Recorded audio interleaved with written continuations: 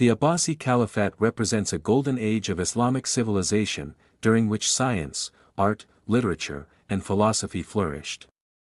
Literature, in particular, thrived during this period and received the support of the rulers.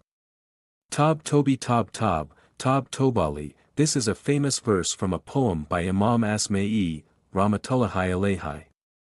The full name of the poem is Sowtu Bulbuli. There is a great story behind this poem, which many might not know. The incident is as follows. The Abbasid Caliph Abu Jafar al-Mansur was an extremely intelligent and wise ruler.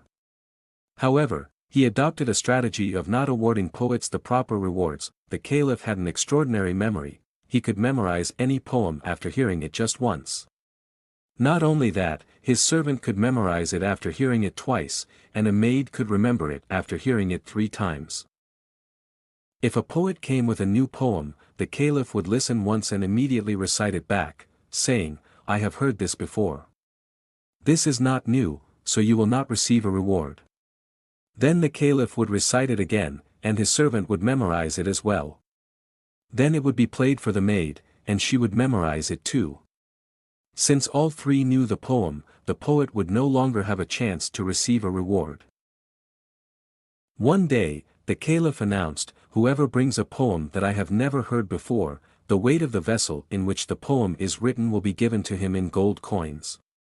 The famous poet Imam Asmayee, rahmatullahi, alaihi, understood that there must be some trick involved.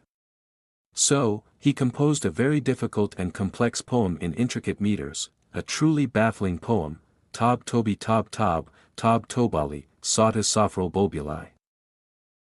Disguised as a Bedouin, he appeared in the Caliph's court and recited the poem. But this time, the Caliph was stunned. He could not memorize the poem at all. The Caliph, frustrated, said to the poet, "All right, based on the weight of the vessel on which your poem is written, you will be given gold coins." The poet then smiled and said, "I did not write it on paper, but on a large stone, which was carried here by 10 soldiers."